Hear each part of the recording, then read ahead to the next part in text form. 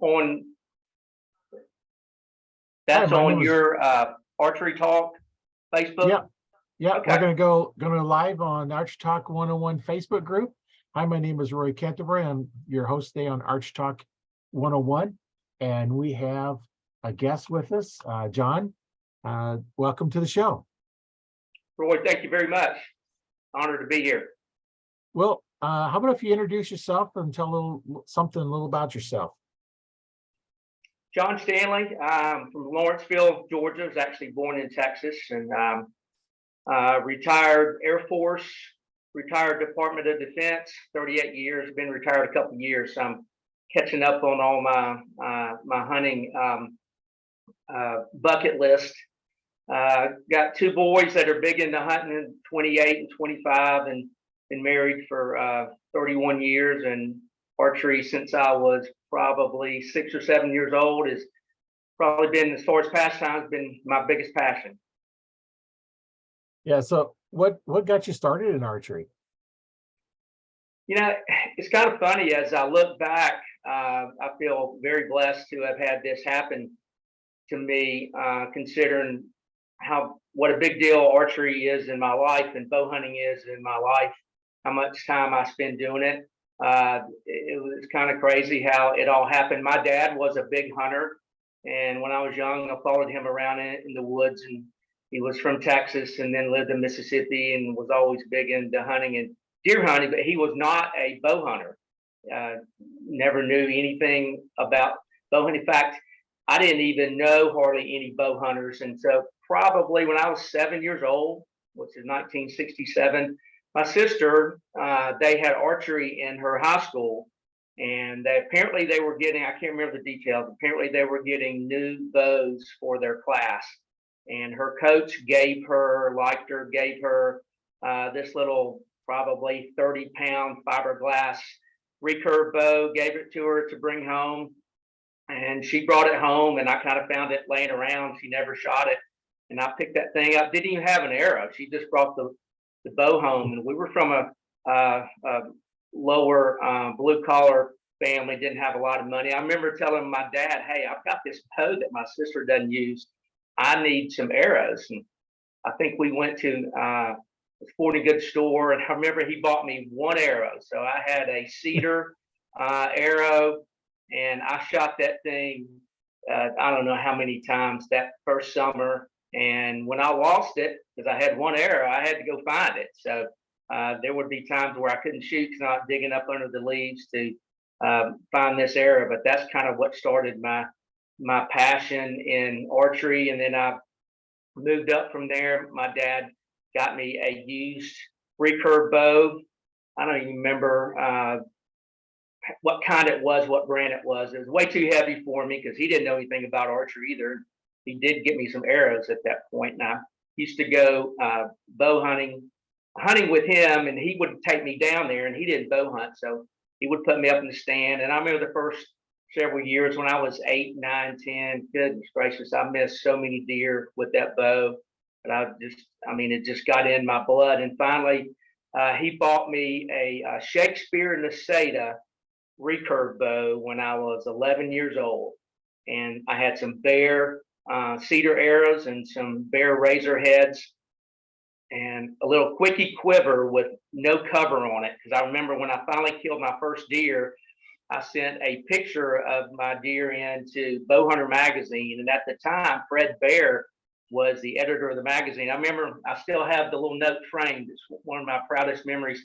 But he mentioned, congratulations on the deer, and keep those broadheads covered, buddy, because I didn't even have a cover on it. I had 4 bare razor heads that were just kind of sticking out there. So when I was 11 years old, my dad put me up in the stand, and he was scouting for opening day of the gun season. Just kind of stuck me up there in the middle of the day. Didn't think it was the last day it was Halloween day, the last day of the archery season in 1971 in Georgia. And as it so happens, a big doe came by, and I guess the Lord was with me because I didn't miss her. I shot her right through the lungs at 32 yards. And my dad was I had this little police whistle that I kept with me, and he gave me instructions not to ever blow that thing unless I really needed it. It was an emergency and I fell or whatever. Well, I got that whistle out and blew and blew and blew for a long time before cell phones. And here he comes running down through the woods thinking that some wild dogs had gotten me or I'd fallen out of the tree or something. And I told him that I had shot this deer. And he looked at me a bit dubious until we walked up there and there was blood and we fought it probably 60 yards. I mean, it was mostly luck, but I smoked this doe right through the lungs and there she was. And so that really got me fired up and into archery and into bow hunting. And I remember we called the sports editor of the local College Park Neighbor, and he came out that night because it was a big deal back then. There weren't many bow hunters, and for anybody to kill a deer with a bow in 1971, he came out, took pictures, and it was in the paper the next Saturday, even though none of my neighbors knew that it had happened because I got up early that morning and went around and stole all the newspapers out of their driveways just so I could have plenty of copies of it. But that was kind of the start to my passion of bow hunting. Yeah, that quite a start. It's you start off with what you can do and just keep going. The way bows are now, it's tough to get into archery without spending a lot of money. And it's nice that you can still do that. Nowadays you can still even do that. Get a bow and get string and start off with whatever arrows you can afford. And I started a little bit before you did, not much. I started in the mid 60s with fiberglass recurve and wooden arrows, because the choice was wooden arrows or fiberglass or wood. That was it. That's it wasn't until the 70s when the first compounds come out. So yeah, we were all starting off with that. And it's amazing where archery's gone, but yet it's still the recurve and the longbow are still real popular bows to shoot. Oh, absolutely. A lot of people are kind of going back to them too. I guess they look at all the innovations in archery and high tech and electronic sights and all that. And I think I was reading that traditional archery is there's a new boom in that, and with longbows as well. People are kind of wanting to go back natural. And I mean, I've always shot one but once I got started in compounds, I really never looked back. But it's still fun to pull out the recurve and shoot. There's just I don't know. It's like throwing a baseball. You kind of never forget, and it's just a lot of fun. Yeah, my recurve set up for bow fishing, because when I go out bow fishing, if I have my compound, I can't shoot quick enough. Because you go through. Right. My mental attitude is different. I draw back, anchor point, kiss her butt and peep, nose, sides. You ain't got time for a fish. Where the recurve, I just look at the fish and draw back and shoot. And sometimes I hit them, sometimes I don't. Yeah. That's actually a big advantage in big game hunting with one too, is that you can get a shot off much quicker. And those guys that are really good at that, I mean, they're just amazing hunters, because they just kind of, it's comes so natural to them, and they can shoot so quickly, and they can kind of sometimes get shots that maybe a compound shooter who's trying to shoot with back tension or whatever, we need a bit more time with that. But those guys usually are really good hunters, the ones who still shoot recurves and longbows. They kill a lot of game. Yeah, it just takes a lot more practice. You have to spend more time shooting, which is kind of the fun part, shooting, But yeah, it's a different game and different mental attitude, and you pick up whichever weapon you have, you shoot it the way that the weapon's designed to be shot. That's right. Plain and simple. Anything that gets you in what I call God's great outdoors, it's just a good thing. I'm very thrilled that my sons are really into it. It's a great time as I get older. If you're in other sports, you maybe can't do, but you can bow hunt for a long time, and that's something that we have in common that I'll always have with my sons, that we can go out bow hunting together. And it's just I don't know, I think it's the greatest sport in the world. Well, and then we get where we can't pull back the compounds, the recurves. There's always crossbow. It's still archery. It's just, whatever weapon you need to stay in the field, like you said. That's where we go. That's right. Yeah. I'm in an archery only club, hunting club, and there's some of the guys that have gone to crossbows. Some of them started out with a shoulder injury or whatever, and then some other ones have just gotten, older and they really can't pull and hold a compound like they used to. So they've gone to crossbows, and I've never shot a crossbow in my life. Maybe one day I will have to, but I don't have anything against them. Again, it gets you in the outdoors and out having a good time in nature. So I'm all for it. Yeah, it's a good way to transition from a rifle hunter into archery, because they pick up the crossbow and you fire it like you do your rifle, and then get into there and then move down. It gets you into the field, like you said. It's like whatever it takes to get you in there. I prefer the compound for hunting. I don't have to spend as much time practicing Right. as I do with the recurve or longbow. But it's one of those things that that's what I prefer to shoot, and somebody else may not prefer to shoot them. I don't have a new bow. My newest bow that I hunt with, well, my hunting bow is a 2001 PSE, and then the one I use for targets a 2000, I think 2 or 2003 PSE. And then I got a chance to get one for a really good price when I worked a bear. It's in the snow camel. When I worked at Cabela's, they had some returns that were basically defective, but they weren't a problem I couldn't fix being a bow tech. Make a new string for it and fix a couple of stripped out screws, and away you go. It's fixed, ready to go. But that's probably 5 years old now anyway. I don't Yeah, shoot it there's because I nothing never wrong with finished that. setting it up. I never finished setting it up. So it just sits here as an extra bow. Yeah, the technology and the newer bows, even the last 10 years, is amazing how much they've changed and how lighter they've gotten and how faster they are.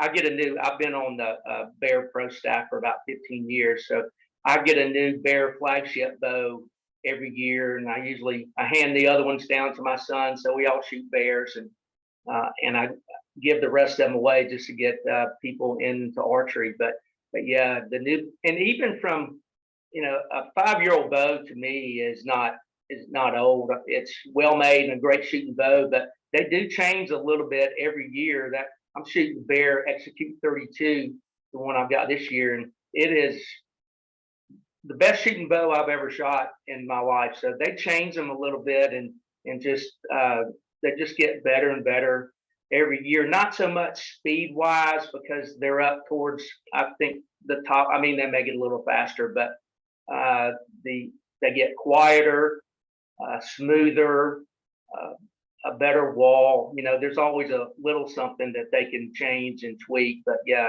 it's a pleasure to shoot a good quality compound bow today. Yeah, I know some of the difference we do the older ones. The limbs are real long and stood up. So as you drew back, you have a lot of forward motion in them. A lot of vibration in there. Right. And if you don't have a sling on it, you drop them. Yeah. Where the newer ones are the more parallel, you don't have that forward motion, that vibration. They kind of dampen that out. So, some of the new ones, I wouldn't, but you could probably shoot them without a sling and with an open hand, because they just don't jump forward like the older ones. Right. Right. The funny story with talking about older bows and speed, and I was telling a guy this story the other day, and he kind of looked at me. I'm not sure he really believed me, but I got into outdoor competition 3D shoots back in the 80s, and bows were not very fast back then. I shot a lot of competition, and we were all about making our bows faster. I shot limited division, which is fingers and sights, and anything that we could do back then. There was a lot of competition, really good shooters even back then. So anything we could do to make our bows faster, we would do. So we got special order limbs. But I remember for several years, and this is where the guy kind of looked at me like, I was crazy, but I was shooting for martin back then. I shot a 94-pound martin. I ordered some heavy limbs for it, shot 94 pounds with fingers now and then to make it even faster, I shot an overdraw. We would shoot 24-13 shafts, cut them off. I don't remember the length of them, but shoot an overdraw with fingers with 94 pounds. And even then, we were shooting, I can't recall, considerably less than 300 feet per second. But it was, but now all today's bows, you don't see many people shooting more than 70 pounds because they're just so fast and so efficient. You don't have to tinker to get the speed. I mean, some people do, and I'm all for speed, but they've just changed so much. You don't have to do what we did back in those crazy days. I had a buddy of mine I shot tournaments with that shot 104 pounds, and he wasn't even shooting 300 feet per second. But that's just what we did back then, and tinkering, getting speed. But it was a lot of fun. I don't shoot the tournaments anymore, but got some good memories from those days. Yeah, I know that the bows nowadays, I don't know how fast some of them are getting, but my 2001 PSE Carrera is rated at 320 feet per second. That's a 2001 bow. Yeah, yeah, you're right. Even in today, even for 2023 bow, that's very fast. Very fast. It ain't shooting that speed, nowhere near it. Right. I might be like 280, 290, somewhere around in there. It's been a while since I chronoed it, but I shoot a fairly light arrow. My hunting arrow is a bit heavier than my target one. My target one's about 370 grains and 70 pounds. But I have string dampeners on it to, knock down all the noise. I have other dampeners on it. I have, a loop on it. I have a kisser button. I have a peep in it. All that all slows it down. And, I take my string and I put one of the string leeches in the top and the bottom of the string, I kind of pluck it, you get that high pitch gone out of there. And even on my control cable, I'll pluck it and I'll put one in there, and you can hear a difference between when it doesn't have it and when it does have it. And then on the cables, I put them all, which slows it all down, but it's quieter. And, I could possibly get a second shot, if I needed to with, a little bit quieter bow. I don't care about the speed as much as I do, cutting the vibration down and, having a little quieter bow. And I had a time when I've told this story on a couple times here before, but I was drawing on a deer coming from my right and behind me, and I shot that one, watched it run. I turned around, drew back on another bow, another deer that was off to my left, 20 yards away the other direction, and shot it. The bow going off didn't hurt it. It didn't care. Well, oh yeah. Well, if you'll think about it, Roy, having a quiet bow is a lot more important than having what we consider a fast bow, because the speed of sound is 1,100 feet per second. And if you have a bow that shoots 300 feet per second, the deer's going to hear the arrow, or going to hear the noise from your bow or whatever before the arrow gets there. So still, I think that the quieter you make one, it may sound like the noise or the danger is a little further away versus a bow that makes more noise. So they'll react maybe a little bit quicker. That's what your hope is. But they're going to hear the bow just from the speed of sound. They're going to hear it before the arrow gets there anyway. It's just how much reaction time do they have, and how loud is the noise, and how much they react to it. So you're never going to have a bow fast enough where they're not going to hear something. Right. And just, those of us that have heard a bow get dry fired versus going off regular, every time you hear a bow dry fire, your stomach just kind of turns. That just sound is just there.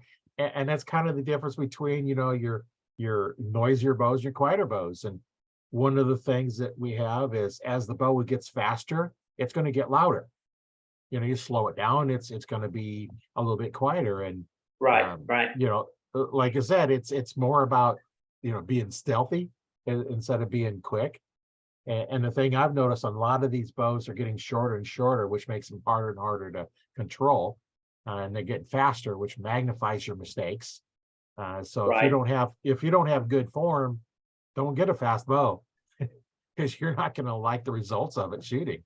And And don't get a short bow either. Back when I shot fingers, um, it was really even ultra important for getting a longer bow. A lot of the bows I shot were 39, 40, 41, 42. I remember a 43-inch axle to axle bow, but they with fingers I kind of had to because of a string pinch.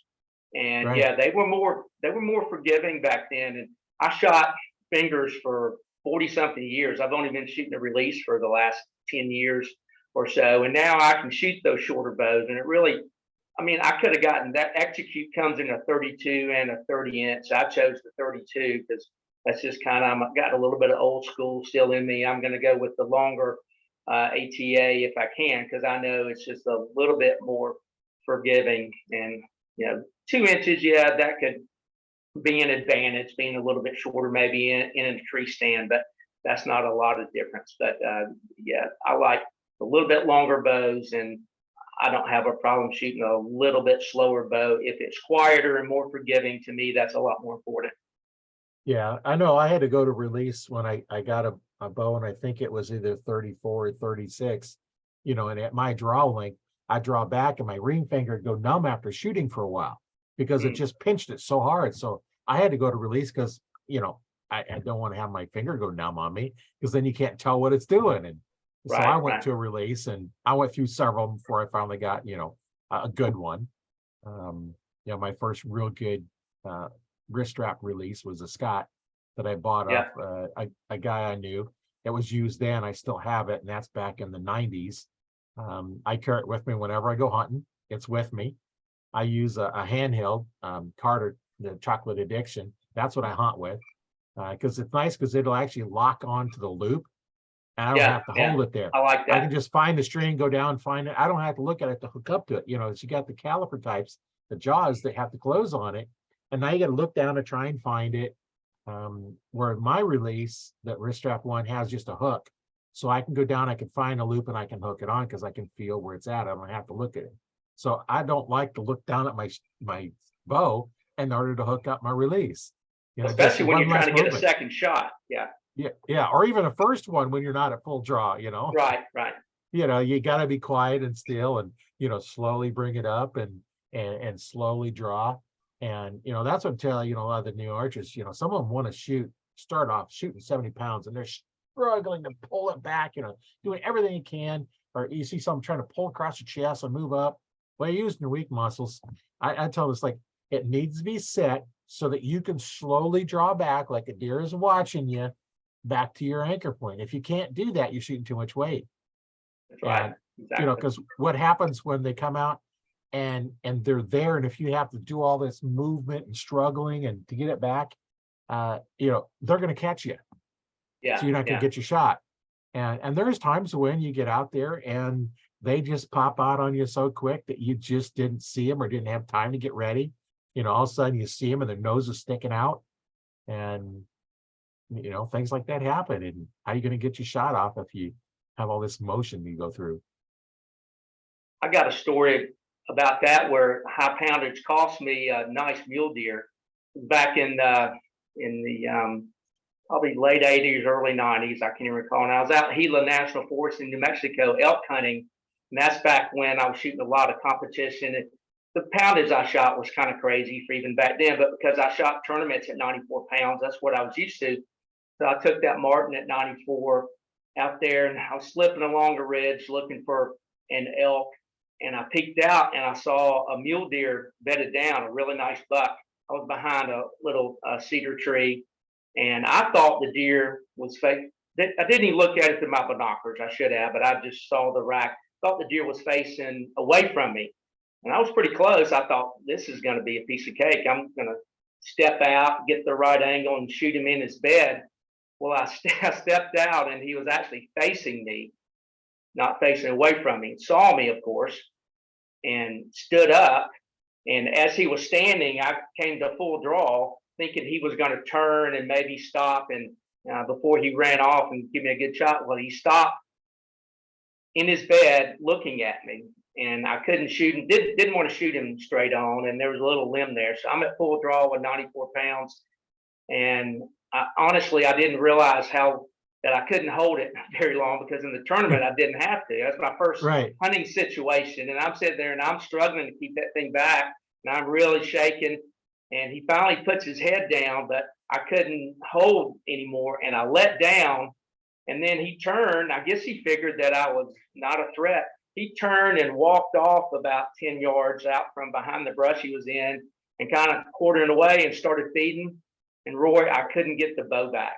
I was so, my muscles were so spent, and I was so torn up with adrenaline, and I don't know how long I've been holding the thing, but I tried 2 or 3 times. I could not get the bow. I felt like a real idiot with that good mule deer out there, and he finally just fed off. And by the time I recovered enough to get my strength back where I could draw the bow, he was out of range. So I went home and went back to a more logical, let's say, hunting weight at the time. But yeah, that high poundage definitely cost me a nice mule deer. Yeah. And, I had something similar happen to me. I was, I shoot 70 pounds, and I was doing a lot of shooting over the summertime. Wintertime comes up, archery season starts, and I quit practicing. I wasn't doing a lot of shooting anymore. And one morning I got at my tree stand, and it's kind of cold out because, here in Nebraska, we have some fairly cold days in hunting season. And it was cold. So I climbed up my tree stand. I always like to draw my bow back when I get up in there. Right. I just always draw it back. Whether it's still in the dark or in the afternoon, I'll draw it back and everything. I tried drawing that bow back, and I couldn't get it back. I'm trying, and I'm struggling, just like you said, and I'm pulling and pulling and pulling. I just can't get it drawn back for nothing. And I hadn't been holding it. This is the first time I drew it back in the morning. And so I said, well, either I go home or sit here and wait. Maybe I can recover.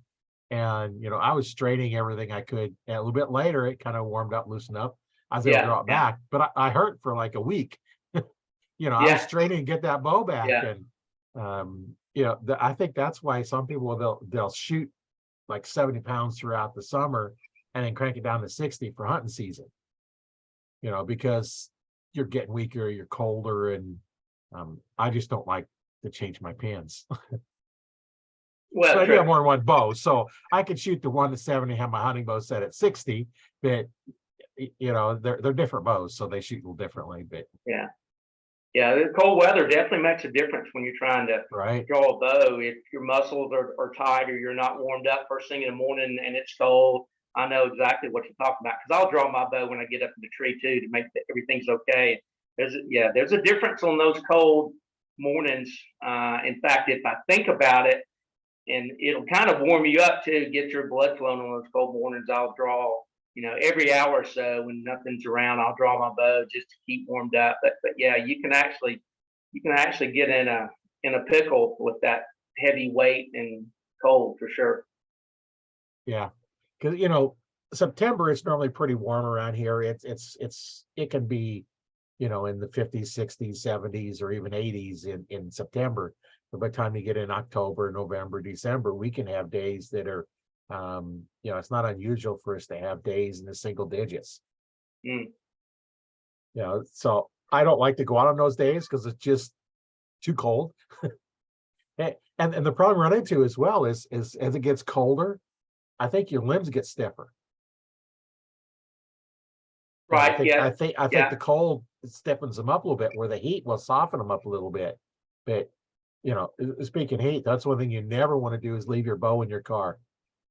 And the trunk would be all right, but inside the car, because it can get to be pretty warm. And I've heard stories of people's bows, their limbs start delaminating because it just got so hot in the car. Oh yeah, especially in the trunk. That's definitely people who don't know any better. I've heard a few stories of them. A new archer getting a bow and going in somewhere where they didn't want their bow string, stick it in their trunk, and it's super hot, and come back and their bow has actually blown up. That's something you got to watch out for. Yeah, the trunk's not as bad as inside the car, because it gets so much hotter, but still, a trunk is not a good place to keep it long term. Right. It just Yeah, and some of the new cars, trunks aren't big enough to put a bow in it. I got a little Toyota, and I don't think I could get my bow case in the back of mine. Yeah, which may be a good thing. Yeah. So if I go somewhere, it's like, okay, I can't leave it in because I'm not going to leave it in the car. Anybody can see it because it brusts the windows and come in and steal Yeah, it. So nowadays that's true. yeah. So back when I was in high school, it was not unusual to go to high school and somebody's got a pickup truck and there's a rifle or shotgun sitting in the back window. Nobody bothered it. Oh I yeah, never did I had a because I didn't want gun. to take a chance. Yeah, I had a gun rack in my truck. Most of my buddies did, and we would keep rifles in them. I go to school, and actually, I was on the rifle team. I did ROTC in high school for 3 years, and was on the rifle team. We had a range downstairs, and would shoot 22, bull rifle, target rifles down there. And I remember, I tell this story thinking about how schools are now and what a big deal guns are now.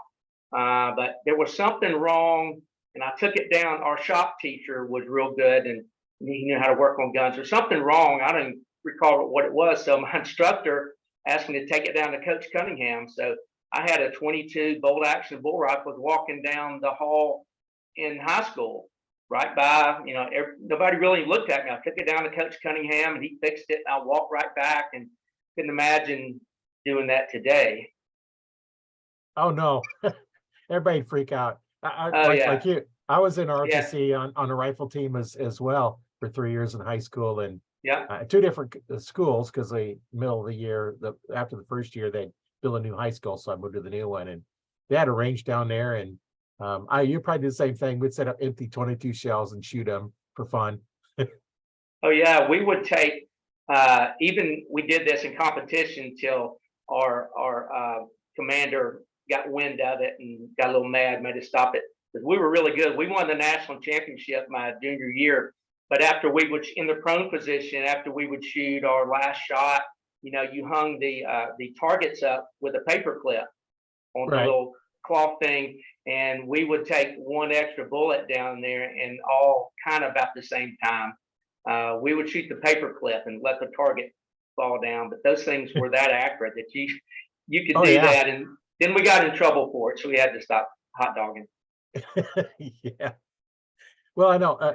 For those that don't know, our targets was is a 10 ring. There's actually 10 rings, and the Yep, 9 ring was the diameter of the 22 with a little dot in the center.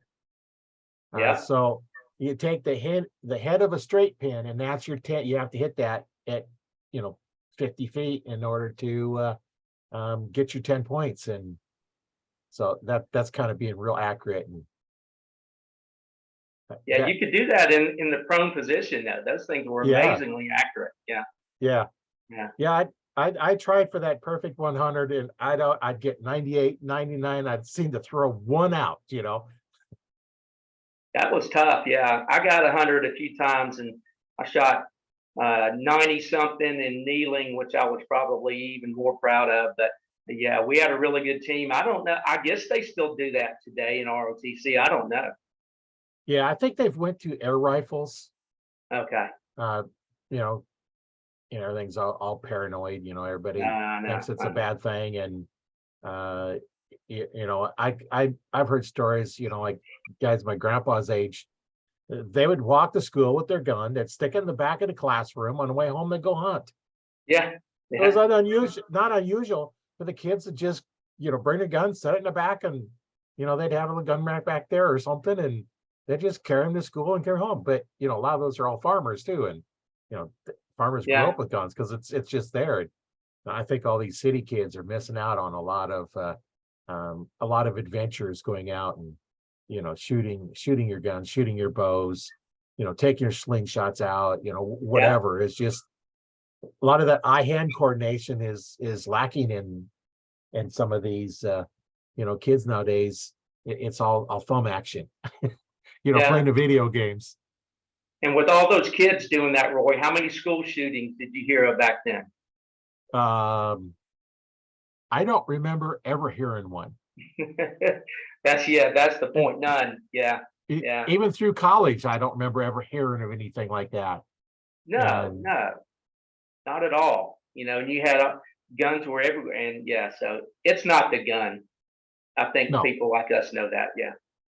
Yeah, we all know that. And I think all of our listeners know that as well, Sure. because you're Yeah. probably not going to listen to an archery podcast if you're anti-hunting, anti-guns, anti-whatever. That's why, this is not a politically correct podcast.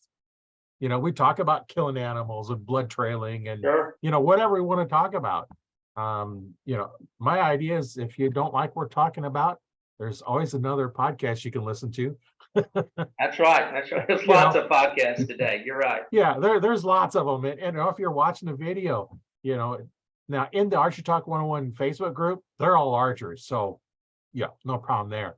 And even on my YouTube channel, I have a YouTube channel. I called it Learn to Fix It Yourself because I have all kinds of stuff in there, not just the podcast I put out there, but Right. as I'm working on stuff, gardening stuff, I might be doing something on freeze drying. I might be making a project. I might be welding something.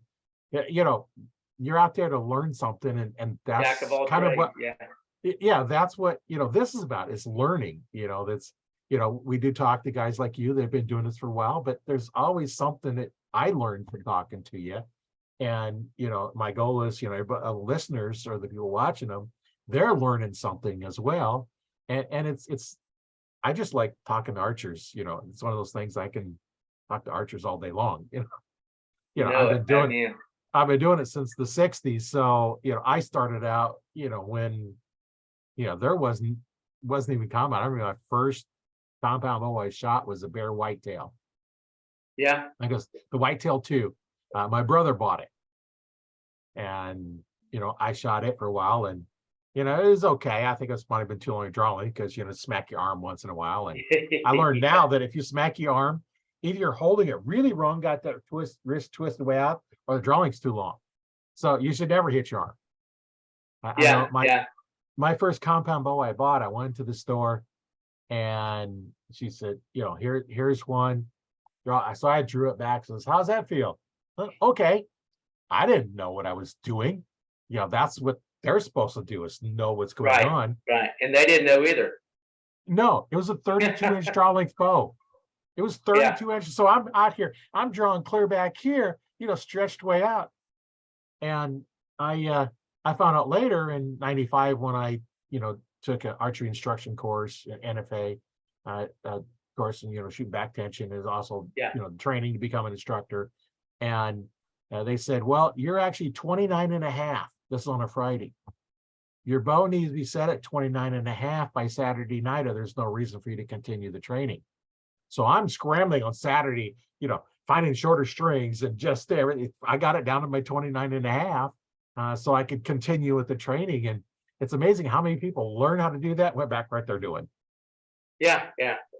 And it was a lot more difficult on those bows back then. Today's bows, pretty easy to change the draw length on most of them, unless you have to change the module. But yeah, they've come a long way. There was no modules to change, Exactly. Like a lot of the new ones now, you just rotate the module, what draw length you want. Yeah. And some of the older ones, like when I had my store, you just replace the module. Well, that old bow didn't even have modules. It was, you could shorten up a little bit, but you got to get a shorter string if you want to shorten draw length. So I'm finding the right string, and that's before I know how to make them, of course. Otherwise, I'd have just made a new one. But then now I shoot 29. A little bit shorter. It's 29 draw length. I shoot 29 because that puts a little more bend in the arm. Mm-hmm. And now when I shoot, I can extend that arm straight to my target. Many years of martial arts training as well as, archery training, I kind of merged them. I want that hand to point. So my index finger points directly to the target. If it goes off to the side, you can't consistently do that. And I shoot 29 because now then I can wear my big heavy coat in wintertime and I don't hit it. I don't wear an arm guard because I'm just that half inch makes it just enough that I don't hit that. Because I've hit my arm before, with a jacket on there. And, I still got the deer, but it was not a good shot.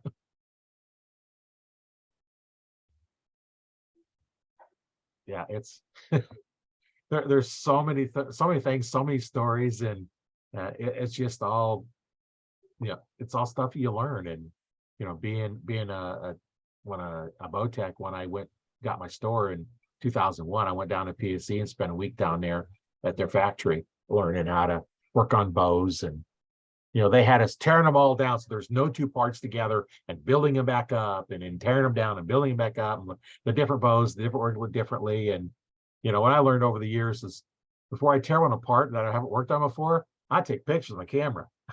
Yeah. On my phone. I'll take pictures of how everything's all set up with my phone, because I can look back at it and say, that's where it went. Because some of them have Exactly. some weird way that the strings wrap around the cams, and just not the normal way. You're the kind of guy I'd like to have on a backcountry bow hunt, because there's always something that can potentially go wrong, and then you need somebody that knows what they're doing back there. Because it's just archery and bow hunting is all about Murphy's law. Something's going to go wrong. It seems it Right. will. So you got to be able to improvise. And I've been on a few destination hunts, and I carried a spare bow with me, but fortunately I've never had to use one. But I don't know. You can borrow somebody's rifle, but you really can't do that so much with a bow. So being able to know how to fix a bow and improvise, it's something you need to know. The more you know your bow and archery, the more confident you're going to be, and the better off you're going to be if something ever goes wrong and you're out on a hunt. So yeah, that's great that to tear one down like that, put it all back together. No, I couldn't do that. That's another level. That's great though. Yeah, I've done it many times. Yeah. You're always working on something, and sometimes people come with bows that's got something wrong with them, and lots of times it's like, I'm glad they're not watching me, because what I'm doing, I don't want them to see what I'm doing, because a screw might be stripped out.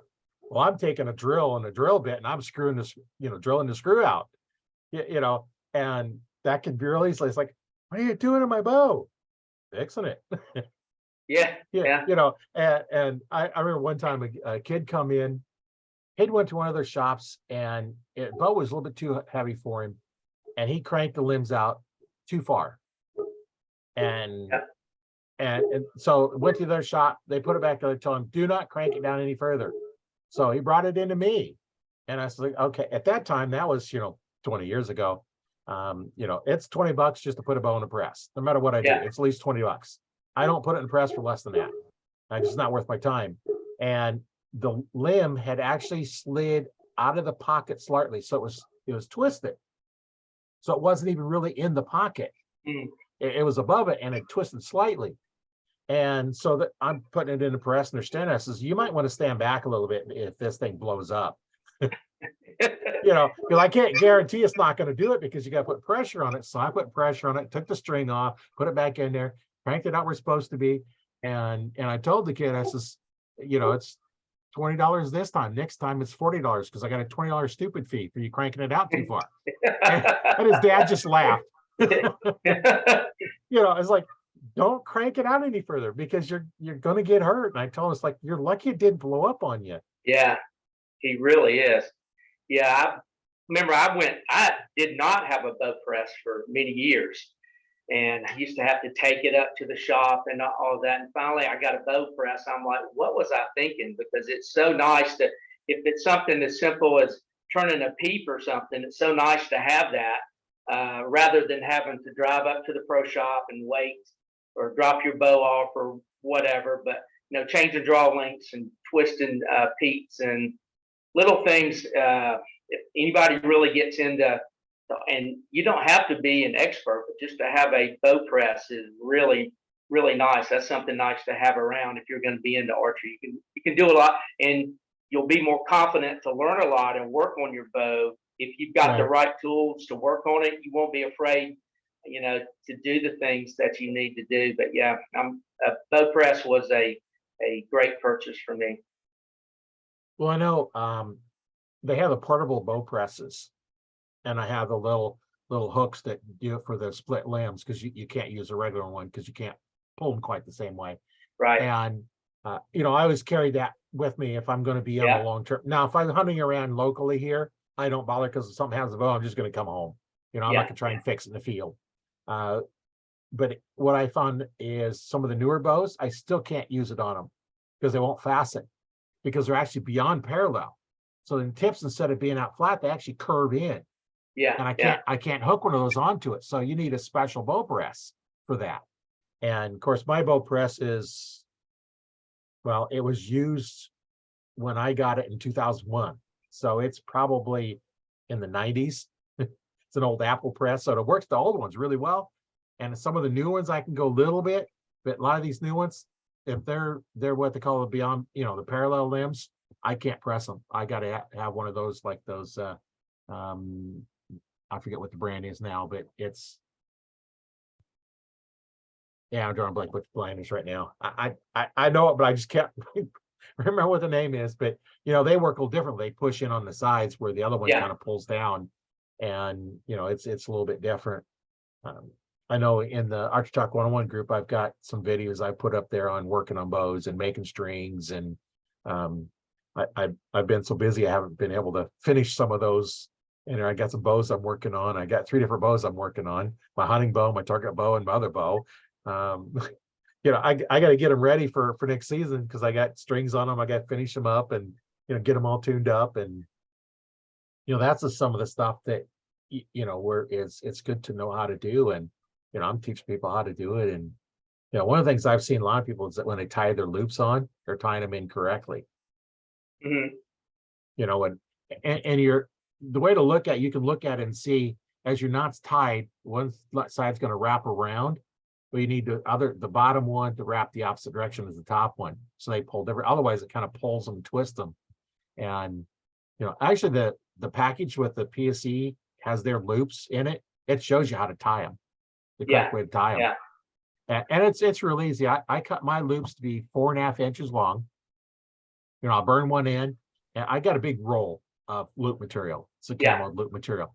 And I'll burn one in, I'll put on the end, and I have a spot marked at 4.5 inches, and then I cut it there, and I kind of tap the end of it and, flare it out and burn it, and then wax it. The key to putting on a string loop is to wax it before you tie it. Yeah. Yeah. And, I've never had one of my loops move. I don't use knock points. I did some setting up of a bow one time. I got on one of the podcasts, but I set a bow up to shoot 2 arrows, and we found that the most accurate way to shoot them is to have a knot above the top one and a knot below the bottom one. And that's also the same way on a single arrow. You don't need a knock point on it, because that just adds extra length. So now you're not pulling straight behind a knock. And what's the most efficient way to send an arrow down range?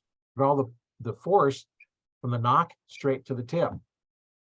And the only way to do that is have your loop above and below your knock point, and as tight as it can go. Yeah. So you snap it in. There's no slop in there. And when I tie them on, if you need to take them off, you're going to cut them. They're next to impossible to untie. And when you have a big roll of it, it's not worth my time to untie them. If I tie them on and I have to move them, you can kind of basically screw them, rotate them around, and the serving will let it move up and down a little bit. Right. But that's only for moving, like a 32nd of an inch, because you're not going to go much. You're going to move whatever one wrap of the thickness of the serving material is, and it's not very thick. Yeah.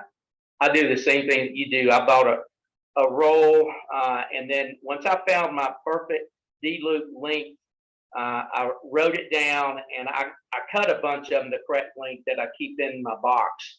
And then I'm also like you. I took it as far as tying one. I don't tie a lot of them on. I mean, I could tie one on, and then a few days later, I'm not 100% sure exactly. So I took a picture of it. And so whenever I go to tie on a new one, I'll pull that picture up just to look to make sure I wrapped it around the right way. But it's not hard. It's, once you've done a few and you have a drawing or a picture to look at, it's not hard. And I'm like you. If it's not right, I just cut it out. I don't use a knock point either. I do the same thing because I'm a little anal. I'm worried, could that thing, move a little bit? So I'll tie right above it, right below it. But yeah, it's not a difficult process once you've done it a few times. Yeah, and I've done it a few times. I bet you have. I've tied on lots of loops, and nice one with the pre-made ones. I have to cut them, but they're white. Mine are camo that I put on, and it just it's the material. One of the things that I did, because I had such a long roll of it, and it's the perfect size for your release, I put a loop on one end and I put it around my thumb, and I made it my draw length and had a loop at the other end. So now to practice, I would draw back and I would shoot just that string. And if my form is off, the string will hang up on my thumb.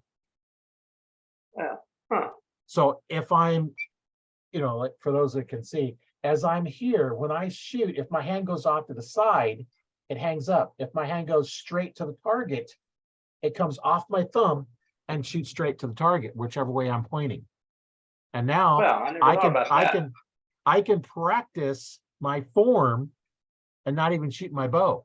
I've done that a few times out to a 3D shoot, and something's just not feeling right. I don't know what's going on, but I'm shooting, crappy. I can tell.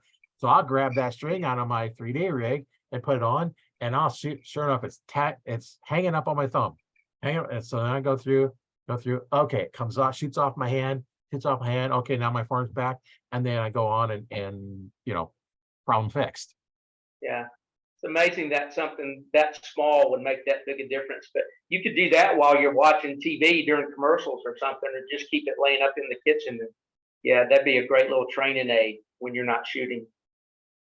Yeah, and you're all going to use your back tension release, because if you just pull on the trigger, you can see what happens. So you go through your back tension, and if it comes off and you explode to your target, it's going to come off your hand. You just have to get up and go pick it up and bring it back. And Right.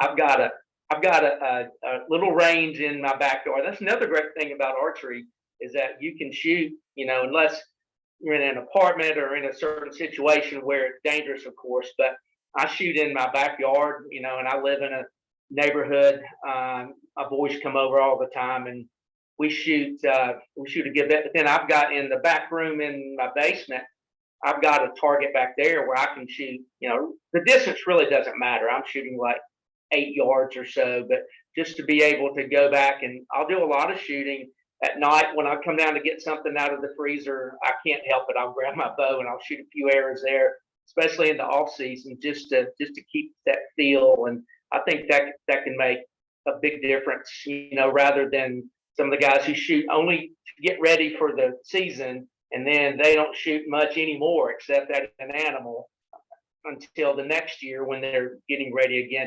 I found that it's been a big advantage to me to continue shooting during the season. We've got some targets down at our hunting club, or I'll shoot here at the house, and I've kind of made myself start shooting more during the season. And I found where my sight's off a little bit, or I'm just not shooting well, and then I'll shoot enough to figure out what's going on. But that's been a big advantage, I think, is to not just shoot to get ready for the season. You need to continue. If you can't shoot year round, at least shoot during the season, during the deer season or whatever you're hunting.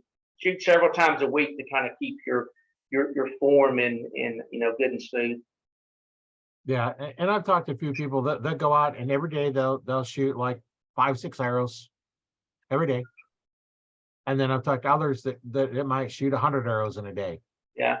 It all depends on, where you're at, what you need to keep going. And, if you're shooting, it's like, I got to shoot 100 arrows, still got 50 more to shoot. I got to shoot 50 more, and then so by the time you get done, it's a chore, don't shoot that much, go shoot and, until you figure out, that's how many you need to shoot. Actually, I know some guys, if you think about it, it really makes sense. They will shoot like during the season, or just on any given day, they'll have a plan to shoot one arrow, which is probably all you're going to get at a deer or an elk or whatever you're hunting. So with no warm up, they'll go down, grab their bow, walk in the backyard or where they shoot, and they'll take one arrow with them. And in their mind, they're like, all right, this is my shot. The deer's finally come up where, he's in range where I wanted him to. I just called the big bull in, and he's standing out there at 25 yards. This is it. Either live or die on this arrow. So, you put a little pressure on yourself without getting the actual situation. And you'll remember that one arrow. You'll think about it later that night. Man, I just blew that shot, even though you're shooting in the backyard.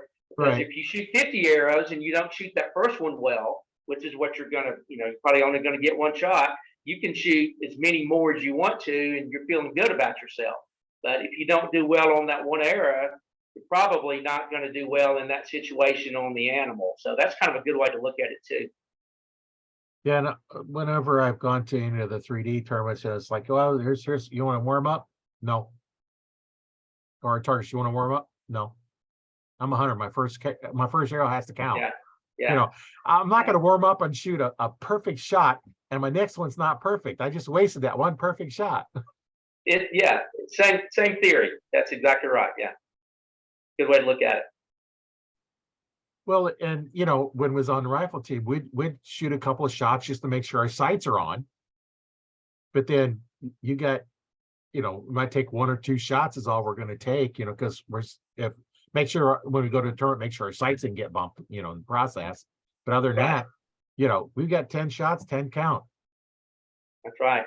There is no, everyone counts, because dropping one Yeah. point can be a difference between, first and second. Oh yeah, there are no redos in competition like that, which there are none in hunting either. I mean, you're either going to No. make a good shot or you're not. So Yeah, it's one of those. It's either it's digital. It's either on or off. right, exactly. Exactly. Just like a light switch. Either the light's on and you hit it, or lights off and you missed. Yeah, And yeah. I was talking to somebody on one of their podcasts that they have a little bit different. It's the shootout series, and I said, you might have thought I was on a hunting for 3D, hunter category. Right. It should be scored differently. It should be scored, if you hit in what's normally the 5, it should be -5. That's a wounded animal, not a good hit. So you got -5, you got 8 or 10. Don't make any bad shots. I never thought about that. Yeah. How much pressure would that put on you to make a good shot? Because if you hit it, in a bad shot, you still got 5 points. So I dropped 5 points. Well, now if you make a bad shot, not only you drop the 10 points, you lost 5 more, so it's 15 points.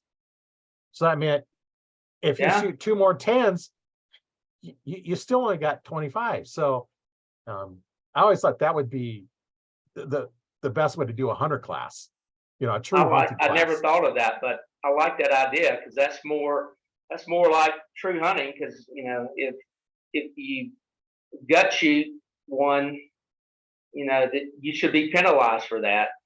So yeah, I like that.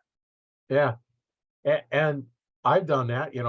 It come through, and I end up getting a gut shot, and so I got down, found the spot of blood, and a couple hours later, my hunting buddy shows up, and we walk another 20 yards or so, and a deer gets up and runs off. We walk straight out, so we know where to start. But it was going to snow that night, but we had no choice. We had to let it go. So we come back the next night. It's like, all right, we're looking for a lump with snow on it, because it's covered. We got like 2-3 inches of snow. We found it, and this is the next night, and inside was still warm. Yeah. It died, but this is not what we wanted to do, and we all go through that once in a while, and but we knew what we had to do. It's like, okay, let's just walk out so we know where to start. And if we'd have chased it, would have never got it. Oh, absolutely. You did the right thing by waiting. I've had people call me in the past, because I've been hunting for so long, and they ask me for advice on wherever they shot a deer. It might be a gut shot, and I'll tell them one thing's for sure: on a gut shot, the deer's going to die. At some point, it's going to die. And if you don't push it, if you give it enough time, you'll often find it in its first bed, which hopefully will be, or usually be, in my experience, within 100, 150 yards. If they're not pushed, they're going to bed down, and you'll find them right there. So yeah, you don't ever want to gut shoot one. And I get, that knot in my stomach when I do, but I also know that if I play it right, I've got a pretty good chance of finding the deer. So yeah, just give them plenty of time. People push them is probably the most common way that people lose animals, especially gut shots. They don't give them enough time And then, yeah, just let them bed down, back out, and a lot of times you'll find them right there. Yeah, I think that where we kicked it up was about 30 yards away, and then we let it go another 30 yards away is where we found it. So it Yeah, didn't go very far. It's just we had to right. give it a day, to die. And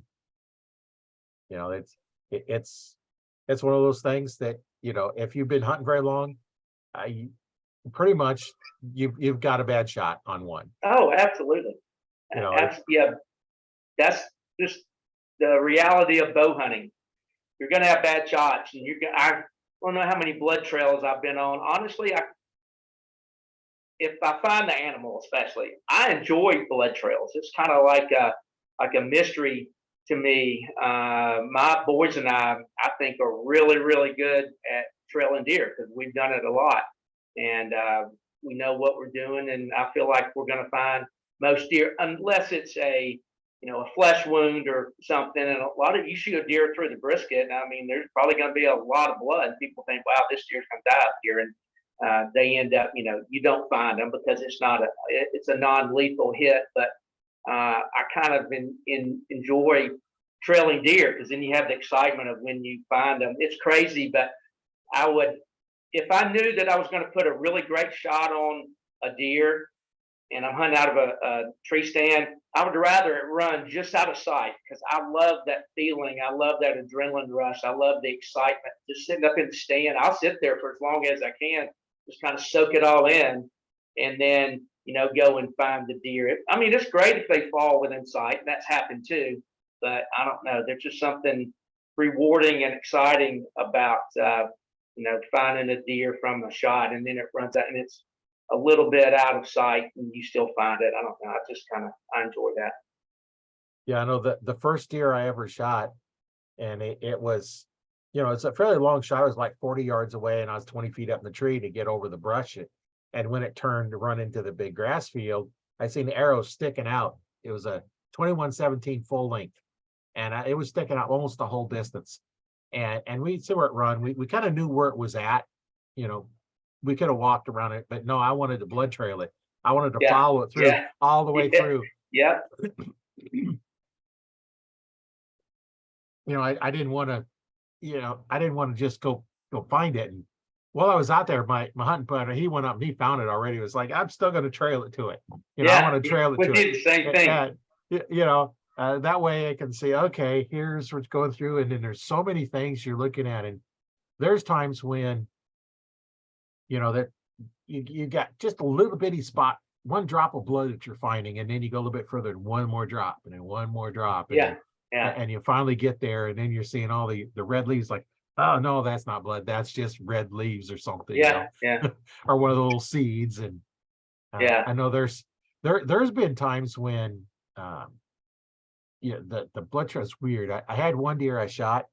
I heard it run down the top of the hill and crash, probably only about 20, 25, maybe 30 yards away.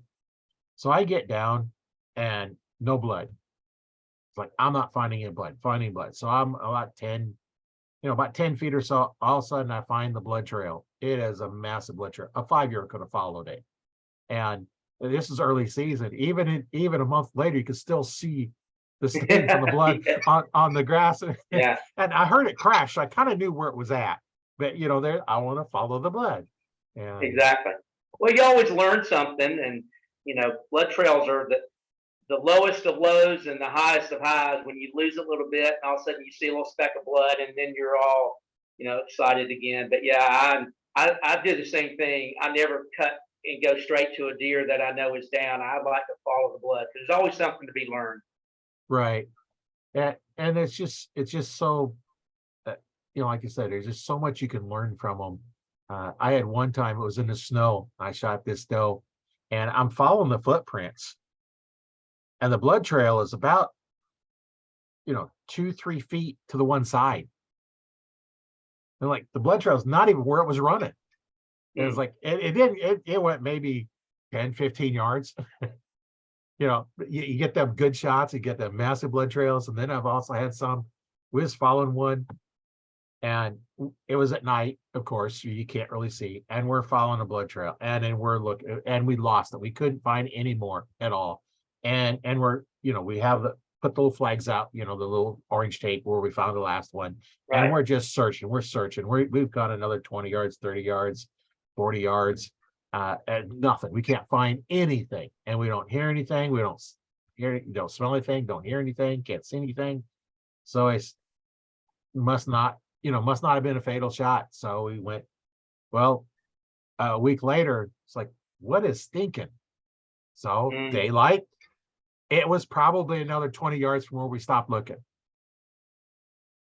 Yeah. Heard that story so many times, so many times. Yeah, but I found a number of deer too, like that. If you can either wait a day and look for the buzzards, or if you'll go and play the wind in an area you think the deer might have fallen, but you couldn't find it, and just get downwind. I mean, sooner or later, a dead deer is gonna stink. So there's Yeah. a guy that I hunt with is famous for that, for finding deer a few days later. You give it your all and you look and look for whatever reason. We usually call a dog if we shot a deer down here in Georgia and we can't find it. There's a lot of trailing dogs. Some guys you can call and they'll bring their dogs out, but sometimes the dogs can't even find them. I mean, it's happened, and then we found them a day or two later by just getting in the area of the clear cut, getting downwind, and you'll smell them if they're out there. Yeah. Yeah. It's stories you don't like to have to tell, but we all have them. And Yeah, that's the thing, our listeners, you're gonna have that. Yeah, there's gonna be time when you do that. Yeah, it's upsetting. It's it really sucks when that happens, but you can't get upset as long as you went out and looked for it. right, If you right. go, it's like, oh, I don't see any blood, and you give up and you only went 20 or 30 yards. Yeah, no, that's Yeah, something you should be ashamed of. But if yeah, you absolutely. look, Yeah, if you look for hours, and there was one I shot 70 pounds, 10 yards away, and still couldn't kill it because I hit that shoulder, that part of that oh yeah, shoulder that is yeah, like armor plate. And we did kick up a deer. It's like that must have been the doe I shot. But we still spent probably 3 more hours stomping through that milo field to make sure it wasn't in that field. Knowing pretty much full well that this is the deer that I shot, run off. It didn't get hurt because I yeah, found my arrow not too far into it, little yeah, bit of blood on it, and that was about it. No other blood really, past where the arrow was.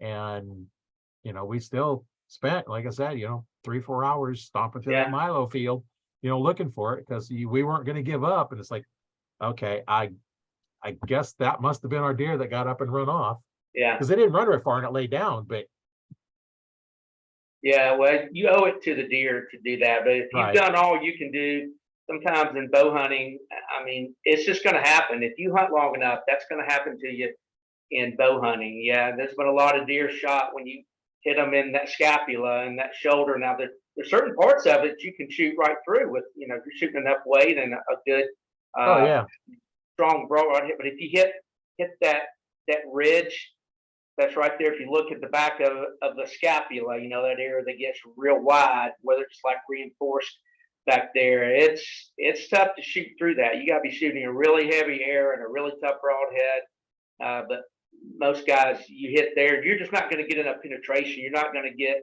in the chest cavity to kill it, and you're probably going to know you hit it from the noise too. It makes quite a whack when you hit one yeah, right in the shoulder. Yeah, yeah. I've gone through the other part of the shoulder many times. 70 pounds, with probably about a 400 grain arrow is what I was hunting with, and a muzzy broadhead. Muzzy broadhead don't care about those things. It doesn't deform. It just blow right through them.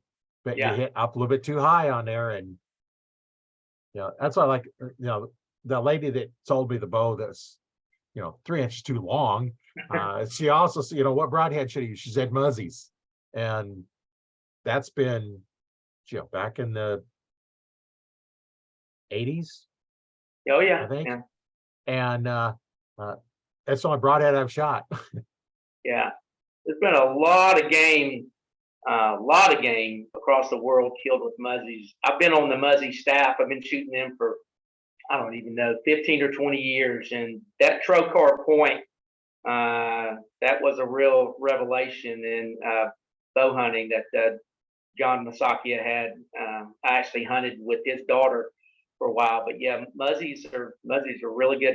There's a lot of really good broadheads on the market today, and you know how it is, Roy. If you hit an animal in the right spot behind the shoulder, and you don't hit the shoulder, you hit one where you're supposed to, you can kill one with any broadhead. But Right. it's the not so good shots, the shoulder shots, where a good quality broadhead and a heavy arrow can make a difference between you finding a deer and not finding a deer. Because some of them just penetrate better than others, and some of them Right. will go through bone and stay together better than others. But yeah, muzzies are real good heads. Yeah, I've shattered bones with them. In fact, one night when I had my archery store, I was shooting. I had a broadhead target out, and I was shooting, and I shouldn't have been. I was tired after working all day long, and I miss, and I hit the concrete block wall with my muzzy broadhead. So I go up there, and I look. This broadhead stuck in the concrete block. The insert is cracked in half. The other half of the arrow is on the ground, split back about an inch, and that's all it did. I still use that broadhead that I No hit a way. concrete block Seriously? with. Yeah, it didn't hurt it a bit. And you can see in Wow. that wall, you Wow. can see that three-sided point where that point stuck in there. It did not hurt the muzzy broadhead at all, sticking in a concrete block. Wow. You should have taken some pictures of that and sent it to Muzzy. That's impressive. I didn't think about it at the time, Yeah. but Wow. I Yeah. stuck it in there, and I've been using muzzy. I started off with a 4 blade, I think 125 grain. It was a 4 blade 130 grain. It was 100, green that I shot for a long time. yeah, this was the first ones they come out with back when I was shooting. Yeah. And then I've since switched to the 3 blade 100. Yeah. Yeah. That's what I've been shooting for a couple of decades now. Maybe one of the most popular broadheads in the history of archery right there. A lot of people have killed a lot of game with that head. Yeah. Yeah. And I do have a couple of pictures of, so like a thigh bone, or the back thigh bone Yeah. that I hit and shattered when Hmm. my string, when I was shooting too long a draw length, my string hit my sleeve on my jacket, and it pushed it back into that back hip bone, and it just shattered it and like clean through. It didn't go very far. It still died because I hit artery in there, but Yeah. Yeah. it. I'm not sure where the picture is now, but I got a picture of it someplace where it is. It's not just broken half, but you can see where the point hit it, and there's the top and bottom half and a big chunk out of it, and a whole bunch of fragments where it didn't care about that bone. It just blasted right through Yeah. it. Wow. Now, I guess that's why they say call them bad to the bone. Yeah. And I had another bone I hit someplace, and you can see right there where it was, the 3 points, the 3 blades went through and sliced right through it. Yeah. Yeah. The blades even sliced through the bone. Of Yeah. Yeah. course, that's shooting 70 pounds helps on that. But Oh, absolutely. Yeah. Yeah. Yeah. You don't ever want it to happen, but it's nice to have a good head that will still perform when you have a bad shot. Because I mean, bow hunting, your things are going to happen, and Murphy's law is going to get involved, and you're going to have bad shots. That's just the way it is. well, even going for a good shot, you have a chance at catching a rib. Yeah. And what's that blade going to do if it hits the rib? Well, I know with the muzzies, I don't care. It's going to blast right through it. It Yeah. might dull the one blade, but the ones that miss it are going to be plenty sharp enough. Because you're not going to catch enough of that blade to dull the whole thing. And if you hit Right. right on the rib, it's going to shatter it and go right on through, and you might dull one or two of the blades, but the other ones are still going to be plenty sharp. Yeah. So I don't worry about bones. That shoulder bone I do. Yeah. Now Because that's the one. Yeah. I've had them not go through there, but other than that, there's some like mechanicals. they have their points. I think if you're one of those that are going to be taking your long shots, here in Nebraska, we don't really have real long shots. They're all 40 yards or less generally. There's a lot of forested area. Right. But those are going out for like mule deer or elk or something, might have them 50, 60, 100-yard shots. Those that practice it that 100 yards or better, and they're good enough. That's when I think the mechanicals have an advantage, because you don't have those wings up front and wings out back to do Right. 'em. Right. Yeah, I stayed away from mechanicals actually until last year. I started shooting that Muzzy Trocor, the HB titanium, because I went to Wyoming last year on my first antelope hunt, and I knew, so I practiced a lot further yardage. I read all about the antelope and how far you may have to shoot. So I was, and I'm like you. I'm here in Georgia. We seldom have a shot over 40 yards. We usually, like most of our shots are 15 to 25 yards, just because it's thick, and that's how we set up our stands or whatever. But out there, I knew so I was proficient. I shot a lot. For one of the first times in my life, I did a lot of long range shooting. Now I was practicing out to 80 yards, and it felt good. It was fun, and I ended up killing my antelope at like 25 or 30 yards coming into a water hole. But I killed it. That was the first animal I'd killed with an expandable, and it did a great job. Even those HPTIs, they've got 50 thousandths stainless blades, which are really thick blades. I don't know a lot about expandables, but that's a tough head. I looked it over and I said, that's one I can shoot. Yeah, there's some new ones. I interviewed was it Thunderhead? Yeah. Broadhead manufacturer. And they've got a couple really wicked broadheads out there. Their one fixed blade one is it just looks devastating. And they have, they're mostly mechanicals, but theirs is set up a little bit different. And it's really really kind of a nice broadhead. I haven't shot one. My bow's all set up for my Uzzies, and I have to set up a different bow to shoot a different broadhead, just because I don't want to reset this one up, because broadhead is going to fly different. My broadheads do not fly like my field tips, but I don't care, because the bow, that's my hunting bow, and they're set to shoot those broadheads. And if I shoot field tips out of it, they don't hit in the same spot, but they'll still group. So I don't care. My other bow is set up to shoot the field tips. Yeah. I've had bows do that, but it was interesting. Just a few months ago, I was getting ready to go to Texas turkey hunting, and also I knew I'd have a chance to hunt hogs and javelina too. So I was trying to figure out what heads I was going to shoot, and I shoot the Rage Turkey Extreme, which Rage, it's all Muzzy, because Muzzy's bought out by Paradigm, and now Paradigm has like 15 companies under it, including Muzzy. So Rage is part of my pro staff deal.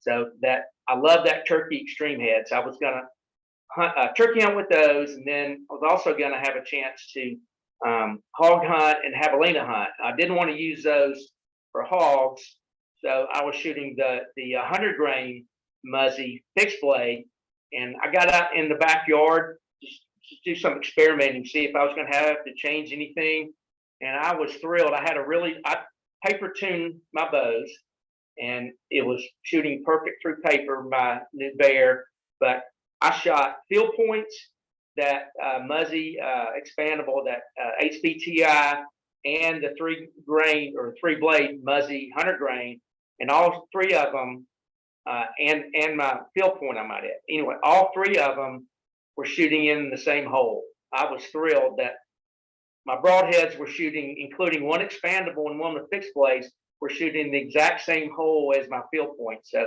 I didn't have to change anything when I went to Texas, which that was a good feeling. That's really good when you can do that. Absolutely, yeah. But a lot of that with the broadheads not shooting like the field points, a lot of that's in tuning as well. Right. So if you play around with it, you can use, unless it's a different weight or something, generally you can get them to shooting pretty close. Well, and what I do with my muzzies, there's a little washer called a U-bar. I don't know if they even make them anymore. I've got plenty of them left. And then the rubber O-ring.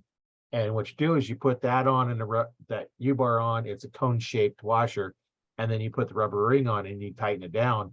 And then I can tighten it or loosen it a little bit, and it'll change the impact point because it's the alignment between the broadhead wings and the fletching. And I use feathers, so I have a little more drag, which is Okay. help out a little bit. So that's how I have mine set up. So I set them so they all group.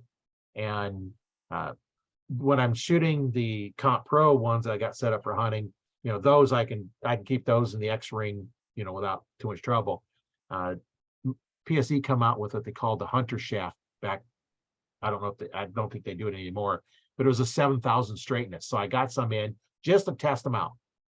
And they end up being a 400 spine, which PSE does 1, 2, 3, 4. The 4 is the heaviest spine and also heavier in weight. And they come in at 400. They're mismarked, so it'd been 300s. And so they're a little weight heavy. So when I had to go to new arrows, I had to put weight tubes in them. But you can't group them as tight because of tolerance. I couldn't keep them in the X, but I could keep them in the white. And at the range I'm shooting, that's good enough because, like I said, my first shot was 40 yards. I've never had anything past 20. I did take a second shot at 30 yards, but I'd already had a fatal shot on it. Was standing out there kind of staggered, and I shot it again. Right. Yeah. But, just to show you, I can, for those watching, let me show you what that new Muzzy looks like. This is that new Tricar HBT1. That's it. Yeah. And love that head. That is a tough point. I guess I hadn't paid much attention because I'm not buying new Muzzies that they have a mechanical now, because they didn't have a mechanical for many, many years. That's right. But that looks like a pretty wicked one. Here's the blades come out. Now these are fixed blades here. Yes, yeah, that's that 50,000th stainless steel blade I was telling you about. So yeah, that's a fixed blade, and then the other expandable blades come out. I think it's an 1.75 inches diameter. There. But yeah, that's a really tough blade. It's all stainless steel. And that's the one that I told you was shooting exactly like my field points when I was getting ready for Texas. That's good. And I held off on going because I was a fixed blade guy forever, just real conservative. And then, so I gave those to my sons, and they started killing deer with them. And I was so impressed with how they performed on deer, and just, not bending blades and whatever. Because they had such success is the reason it gave me the confidence to go to it. But for a deer, now we're going elk hunting this fall, and I'm not going to shoot an expandable at an elk because they're just a lot bigger, tougher animal. But I think for deer size game, and some people, or probably a lot of people, shoot expandables for elk. I just personally don't want to do it, but yeah, that's a great, and that's a good turkey head too, because it's a pretty big cut when it expands. So I like, for turkey hunting, I like to shoot the biggest expandable because you're not worried about penetration. I just want to put the biggest hole in them I possibly can. And those Rage Turkey Extremes, that's a big expandable. I've had real good luck with those.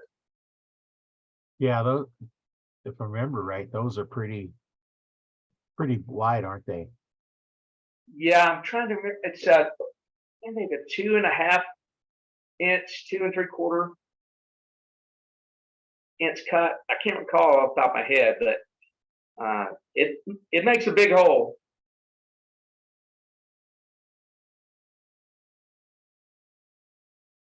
Yeah, let me show you can see what the nice thing about the Zoom calls is you can share stuff and look at it. Unfortunately, those listening, they can't see what we're looking at, but that's one of the things that is advantage being in the group. So these look like that's a nice blade there, plus the mechanicals. Yeah, that's not the turkey extreme, but that's a similar head, and I Yeah. really like that one too. I killed a gobbler with that head this year, and I love that. I like that. The turkey extreme has some little, I don't know what they call them, some little hooks on it. It's like a Oh fixed yeah. blade little hook, and it's designed to keep the arrow, or it impedes penetration. So it's trying to keep the arrow in the turkey, which is a good thing in a lot of cases. And that rage you just pulled up does not have that little catcher device to slow it down. But yeah, that's a great head too. See if I can pull that up so we can take a look at it and see. Yeah, it's finding all these websites, in spur of the moment, Right, right. Yeah, they're not. It's the Rage Turkey Extreme. They're not. I wouldn't deer hunt or anything with them because they don't penetrate as well. But they're designed to stay in. Now, I've shot through. That doesn't always work. I've shot through a lot of turkeys with them, but I guess the theory in it that it will slow it down by grabbing meat and feathers as it goes through and kind of slow it down and try to keep it in there. But Yeah, it's a good head.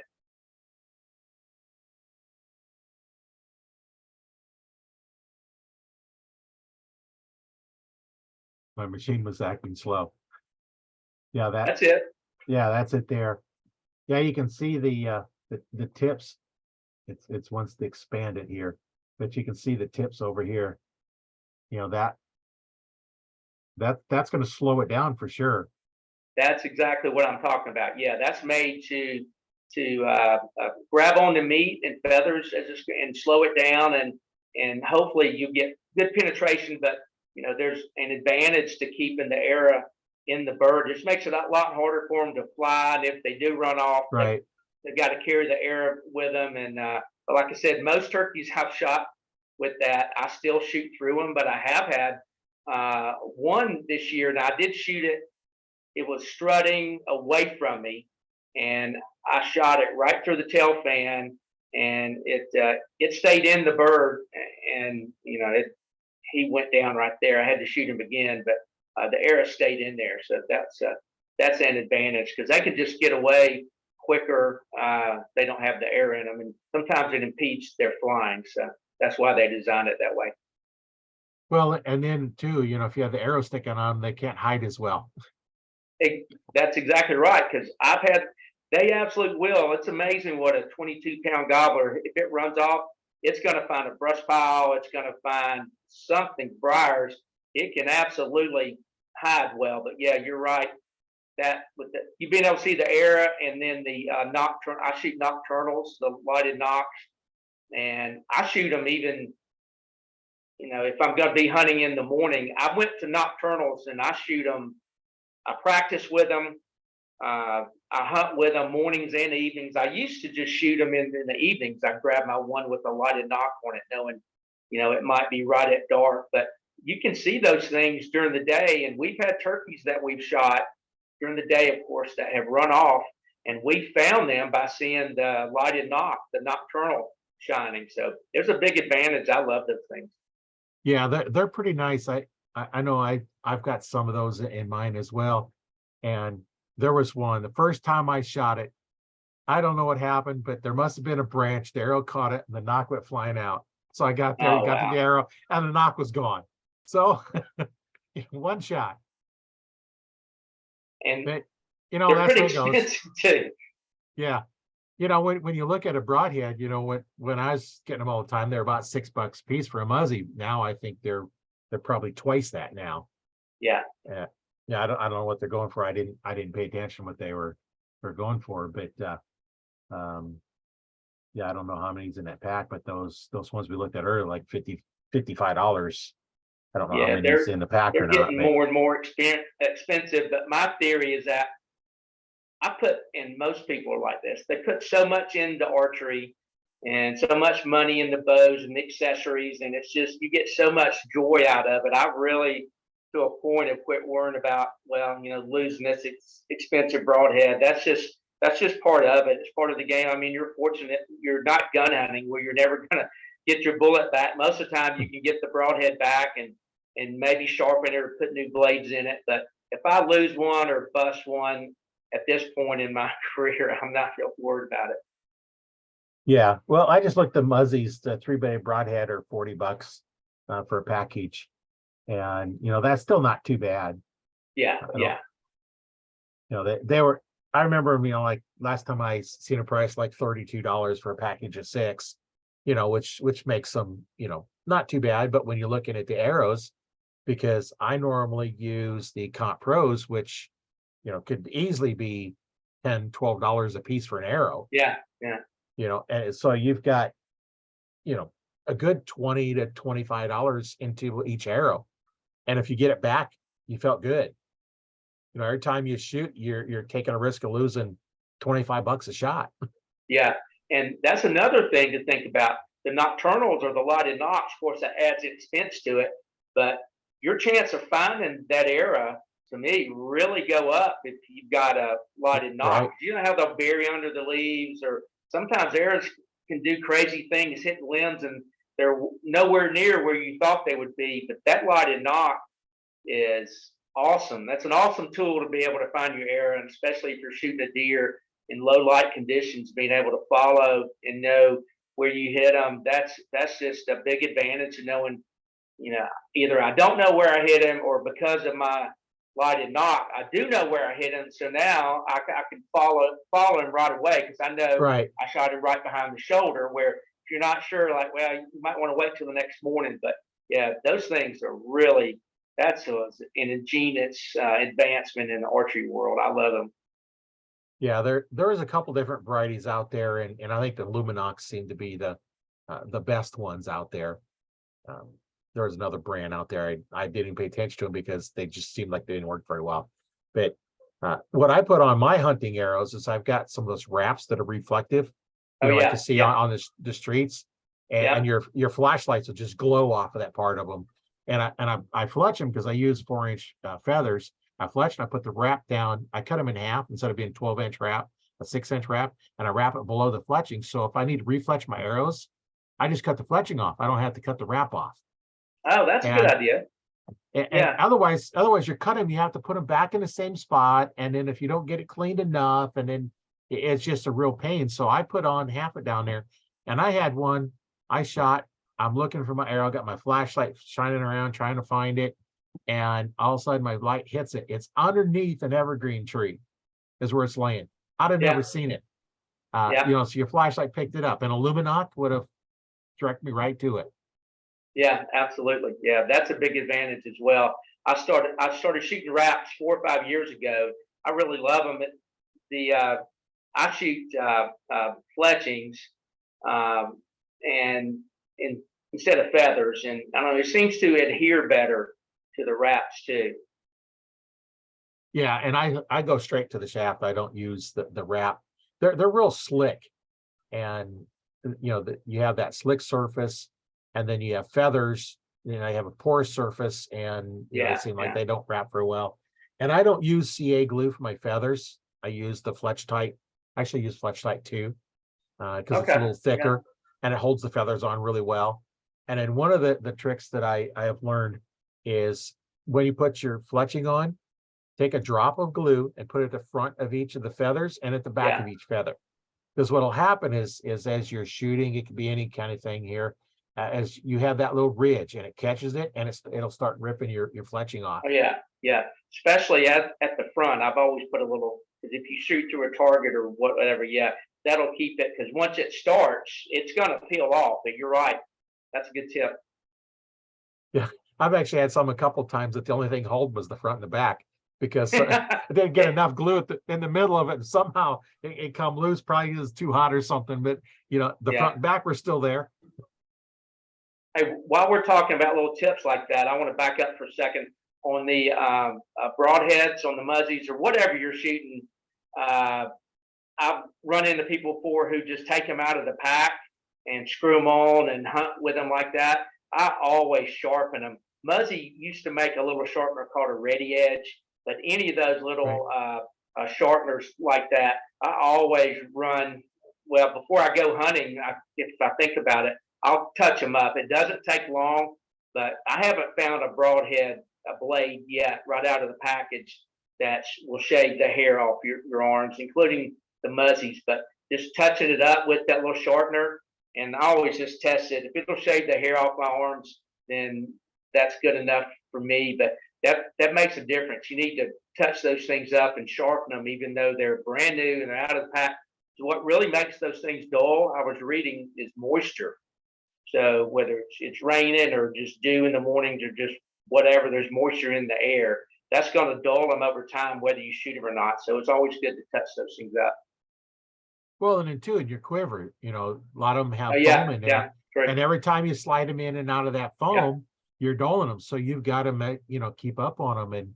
And the 3-blade ones, if you're going to do them individually, it's a little bit of a pain doing them, because trying to hold them is the problem. But like those low ready sharp, I've got a yeah, couple of those. You can just drag them across there and get a good edge back on them. But one of the things that you want to do with your broadheads is try them is take a rubber band and stretch it between your yeah, fingers yeah. and set that broadhead on there. No pressure, just set it on there and then just start drawing it back, and it should slice it immediately. And if it Yes, doesn't, it's not sharp enough. yeah. And it doesn't take but a few seconds, and that's actually a safer method than so much shaving the hair off arm. But I have done the rubber band, and if it kind of jumps, it's dull. But you're right. If it's sharp enough, it's going to cut it right away, and that could be the difference between slicing through a vein or an artery, or having a vein or artery kind of roll a little bit, and you not cutting it, which can make a big difference in the blood trail too. So just sharpening those things a little bit, that could make a big difference on a blood trail. Well, and you take a look at the difference between if you're shaving and you cut yourself with a razor. How long and how bad does that bleed? And you cut yourself with the razor, and then you're holding it, and you're wrapping it up. Now take just a regular kitchen knife that's not razor sharp, and you end up cutting yourself with that. Best to just put your finger over it, hold it closed for a few, just a little bit. Oh, okay, it's done bleeding. Yeah, yeah. That's the difference between a dull one and a sharp one. That sharp razor sharp one is going to keep bleeding. Good And point. then That's what right. people don't realize, the scalpel is not razor sharp, because a razor sharp cut would never heal up very good. I never thought of that. Yeah, yeah. Yeah, when I was like, Interesting. yeah, it makes sense, because a razor sharp Yeah, cut would not heal, so they couldn't get it to stop bleeding. Where it's sharp, it's very sharp, it's going to cut you very easy, but it's a little bit more jagged, and those jagged edges, like I'm sure some of us got cut on paper before, got a paper cut. Well, it don't yeah, take much for it to heal. I actually got cut on a blade of grass one time, yeah, and one of those hard glasses, like rubbing fingers, like, Tyler, I just cut my finger on that blade of grass. But you hold your finger off, thumb a little bit or whatever it is, and it heals up really quick. And that's that's the whole point, is it's got to be razor sharp, right, right. and it's got to stay that way. And I know next time before I go out, I'm going to have to sharpen all mine again and test Yeah, them to make sure they're sharp. That's just something you should do before you go out, before you even start the hunting season. Make sure they're sharp, and then depending on how many times you pulled them out of the quiver, you need to touch them up, and it don't hurt anything if you yeah, have one with you, and just run one of those things right across it, before you knock your arrow, so it's yeah. going to be sharp. That I that keep it don't take much. I keep one of those ready edges in my pack, and I'll do that. Yeah, because it only takes a few seconds. It's not a lengthy process, and that can make a difference. Well, and then when you get to the tree stand, I use like the easy hangers and stuff to hang my bow on, Hmm. until I'm ready. Get it in there. You're already making noise anyway. So what difference does it make if you take it easy sharp, and then you just drag it across it a few times? Sure. You're making a little bit of noise, but you've already made noise climbing into your tree stand, hanging your bow up. You got your safety belt. You're messing around with that, before you get up, and all kinds of stuff. So you're already making noise. Right. And you shouldn't be going in at hunting time anyway. You should be in there before hunting time. I always like to be in my tree stand an hour before hunting time in the morning. Now in the afternoon, you can't, because you'd have to be there first thing in the morning. But if I'm going to be wherever I'm expecting them to come through, because once you learn your area, you kind of know what time they're going to come through, and you just kind of make sure you're there prior to that. If you don't know the area, you might want to just spend all day there, bring a lunch with you, and just plan on spending all day there and learn what it is. And that's what's nice about trail cameras now. If you're not on public properties, because they'll disappear on public property, but set your cameras out and learn. I've got one area that we just got permission to hunt here last year, and didn't know where that was coming through. We'd seen some the year before. We'd seen a couple running through, but they're just, we ended up getting one of them, but we didn't know what time is coming through. And it was one of those fields, you got your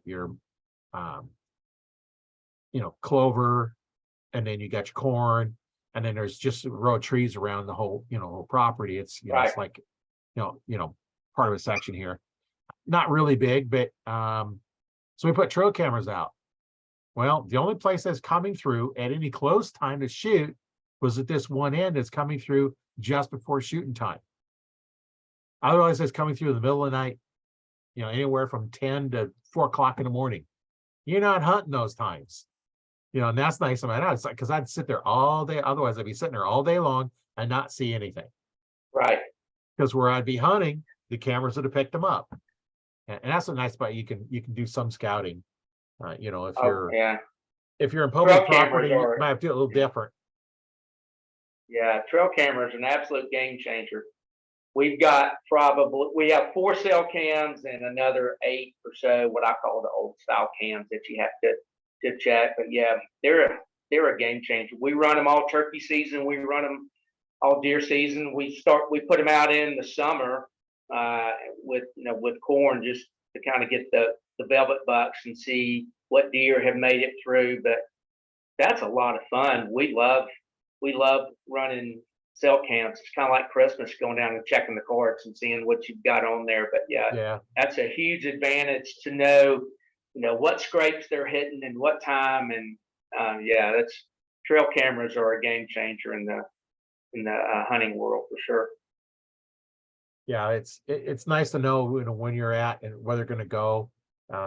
At least it saves a little time. And I know, after archery season, when the rifle season come in, I knew I had to sit up on top of this hill, because they're coming through before shooting time. You just got to hope they're walking across the hill, and where they was walking, there's no place you could set up for a bow, because it was just an open field. And, I'm not going to shoot. Well, I couldn't shoot that way very far, because, there was across the road, there was a house over there, so you really couldn't shoot a rifle across there. But shooting down, you're good.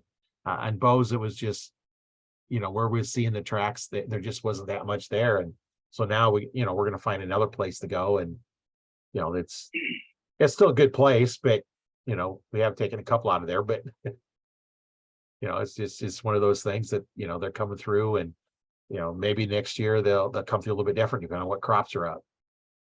Yeah, well, you can save yourself a lot of time, because you can find areas that are not worth hunting, and then spend your time in an area at least where they're coming through during shooting hours. But yeah, you're right. If they're coming through at 10 o'clock at night, it's nice to know, especially if it's a good deer. But sometimes there's nothing you can do about it. Yeah, they're going through at night, and there could be possibly something, put some feed out, during spring, and get them used to coming to that area, more during the day. It just all kinds of things you can try, and some might work, some might not. Yeah, that's what us hunters do. We're never short of trying something new, some new method or whatever. But sometimes it works and sometimes it doesn't. Yeah. Well, we've been talking for a couple hours here now. Time goes by quick, doesn't it? It does. Well, when you're talking about something you love, it right. Time doesn't drag. So Yeah, is sometimes, if I have something coming up, we have to keep it within under an hour. But I've had some go 2 hours, 2.5 hours. Generally, it goes by an hour and a half on most of them. We just get talking and Yeah, forget yeah. about time. And I like that. I was like, oh man, we've been talking for a couple hours. Wow, wow. It's so much fun. There's just so much we can do and talk about, and it's just a lot of fun. And I know anybody that makes it this far has been really interested in, because I'd Yeah, like to thank everybody, that's watching this far or listening this far, thanks for listening and watching. It's been a lot of fun doing this, and I enjoy it. And hey, if you're an archer that has a unique story or interesting story, even whether you're just thinking about starting, hey, get a hold of me. Hey, I'd love to talk to you. So anyway, John, what do you have for parting thoughts for our audience? one thing I would like to bring up, Roy, is that every year, like I said, I've been bow hunting for over 50 years, and it's been so good to me. I've been so blessed by bow hunting that I started. I guess this will be my 6th or 7th year, and I wanted to put the word out. I do a bow giveaway about this time of year. I'm getting ready to put it out on social media because I've been blessed to have, like I said, I'm on the bear staff, so I get a new bow every year. I make sure my sons are set up, and then I could sell them. I could have them hanging around, but I was thinking if I could get a new archer, or especially a younger, not just a kid, but a younger archer who maybe can't afford a bow or whatever, that to see new kids and people just getting into archery, the sport that I love, that makes me very happy. So I said, you know what, I'm going to start doing a bow giveaway, and it's kind of blown up. And I've got a couple buddies who go in with me, and they make sure. Last year we gave away 3 bows because I had other people contact me and said, hey, I want to get in on this. I don't know what I'm going to end up with this year, but I usually give away a fully loaded bear, bow, arrows, broadheads, release, and then I'll have people pitch in, you know, targets and boots and hunting. It's amazing the goodness of people in the hunting world. So I don't know what this year is going to entail, but if you know someone who wants to get into bow hunting or has an old bow and they need a new one, especially, I love it when I find a teenager or a young kid who wants to get into archery, wants to start hunting, but maybe can't afford one. Uh, Reach out to me at chiefstanley9@gmail.com, or you can find me on Instagram at Chief Stanley. Send me a message and I'll be putting it out. It'll be on Facebook, Instagram. There's another place called the Bow Site. Now that I've hooked up with you, Roy, I'll put it on your site, but I'll put pictures and everything that I have and put it out there. And what I ask people to do is kind of send me their story. I've got this kid who lives down the street.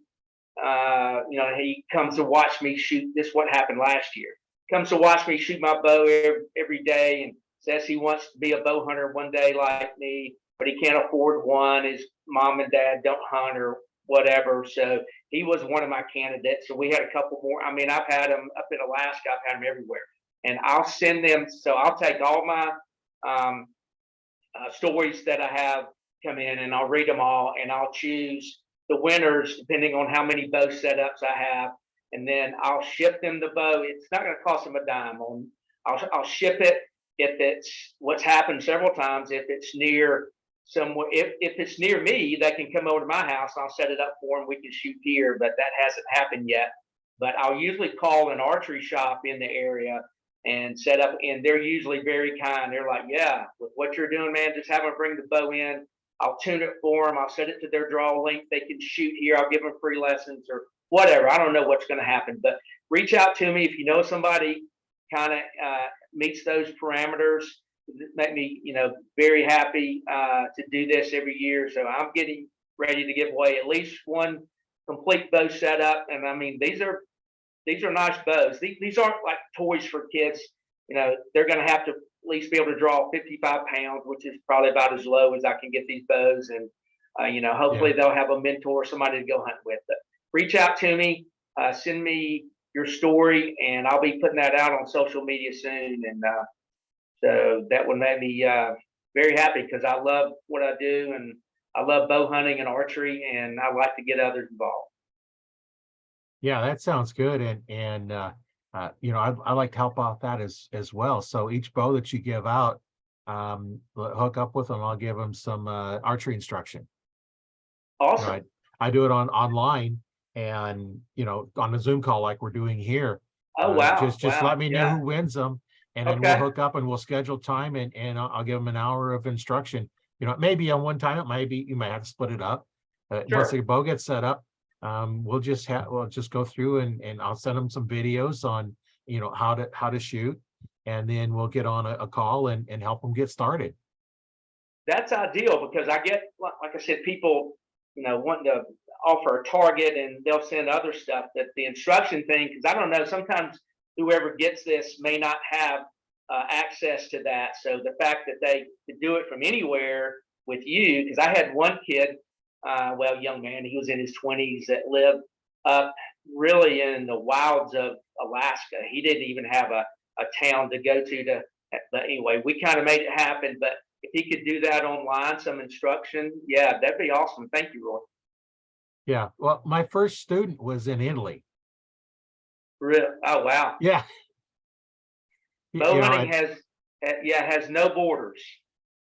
Yeah, well, my first online student was that, and then Yeah, we just yeah. did it. He recorded videos, and I critiqued them, giving pointers, and then went through that. My first one on a Zoom call was in Canada. Wow. There you go. There you So, go. and he's actually in the Archery Talk 101 group, and he started out, pretty good size pattern, and not too long after he sent me a picture, 3 arrows touch it. So, There you go. yeah, let's get them started. If you have your bow but you don't know how to shoot, yeah, are you going to enjoy it as much? Right. So Exactly. if you give away one bow, then we'll do it for one. If you give away three, we'll do it for three. However many bows you give away, Okay. then we'll set up, and I'll get them some videos that they can watch, and then go through that. And after that, then we'll set up, and we'll get on a live call, and I can critique them there and look at their videos. And Wow, that's outstanding. That's outstanding. I appreciate that, Roy. This yeah, is going to be a good year. yeah, it's gonna be a good year. And then when we do that, we'll just find new archers and keep going.